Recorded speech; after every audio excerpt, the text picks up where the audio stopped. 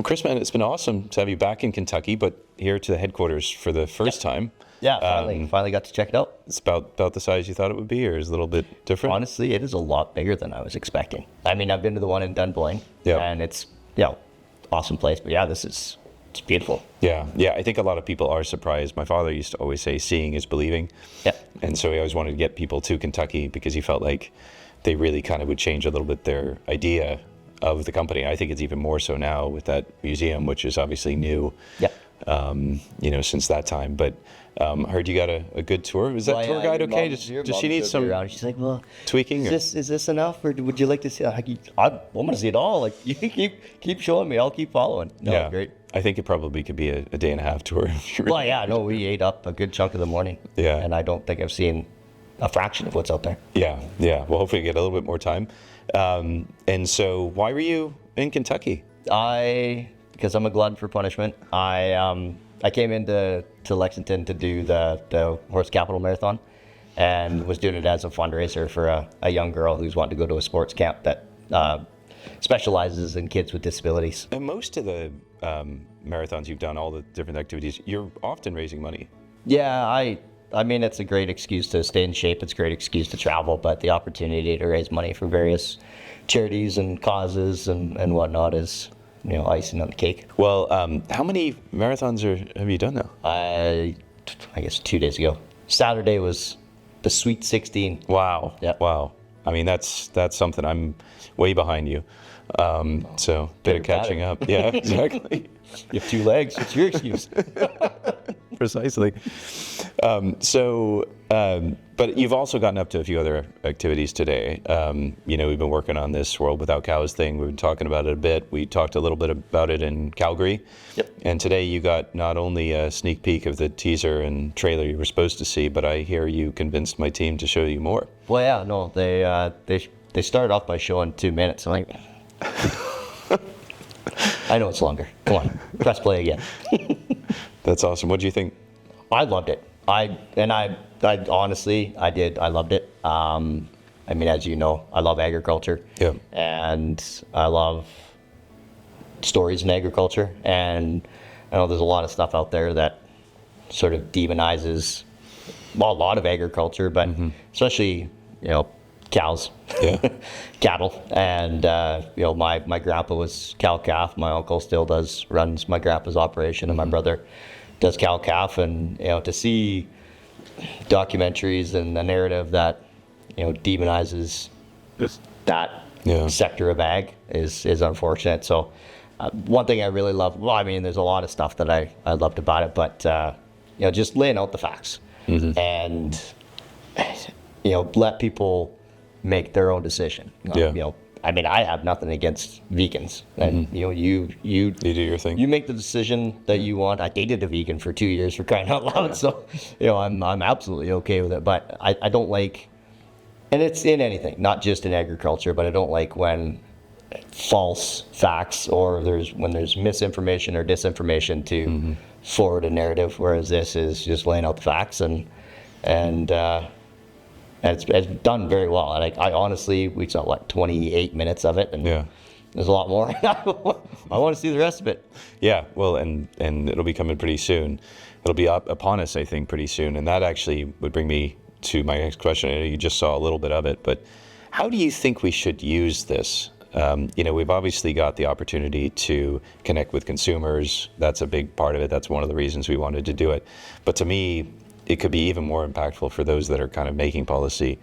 What do you think, maybe not just from a Canadian perspective, but a global perspective? How do you think we should position this and use the documentary? Well, one of the neat elements that was brought forward in the 28 minutes that I saw is it's not just about, raising cattle to eat. There's a whole cultural aspect, the Maasai tribes. Yeah. And, just how cattle is basically their currency. And then you have all these cows in India. And I can't remember exactly what the numbers were, but I knew cows are sacred in India, and I knew there's a lot of them roaming around, but hundreds of millions. Numbers. Yeah. That one blew me away as well. And,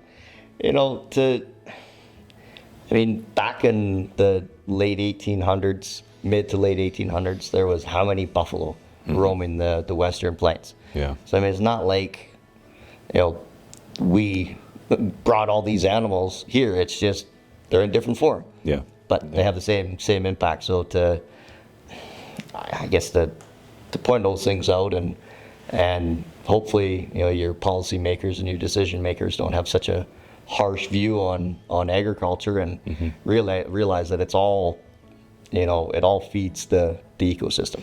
Yeah. No, that point in particular, looking back in time and looking at that, and I think Professor Lienert talks a little bit about it, was really big. I remember asking him before about that number, and I think he had some of his students go and do some research, and it's incredible. We probably have the same, a little bit fewer, ruminant animals in North America than we did, and that whole cycle and that whole aspect. It's actually a story that I think when you can put it in front of people and explain it and say this is a natural cycle, it makes a lot more sense. What has changed since then? How many cars we have, how many planes we have, how do we build, the houses we have, the way we heat them and cool them. And to blame greenhouse emissions so much on agriculture is highly unfair, because there are, well, not to pick on Apple, but how many times have they changed the port on our phones? So that's just garbage going. An unnecessary. I mean, that's one small little thing, but change. I mean, there's a lot of different moving parts, and you can't just put so much on the shoulders of agriculture. Yeah. I mean, yes, I'm very biased in that too. I don't want my family and my circle of friends to be given so much of the burden, but it's not.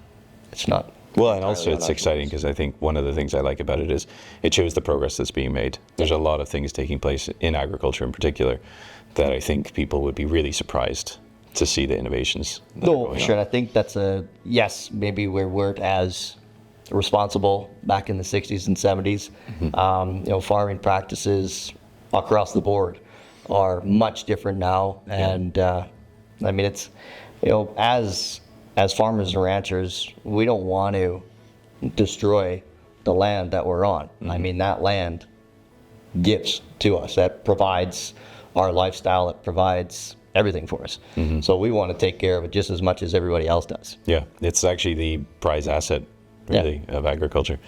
So maybe switching gears a little bit, you get to travel a lot. I get to travel a lot. It's a pretty cool thing, but I think you're heading down to Australia shortly. Yep. What are a couple of the things that you enjoy, and what keeps you on the road? Well, I mean, my message of if we get out with our arms and legs, can do these things. Anybody's capable of everything. A lot of stuff. Sorry. It's about being grateful for what you have instead of worrying about what you don't. But the opportunity to share my message, travel around, meet people. I love people. I absolutely love people. It's really neat.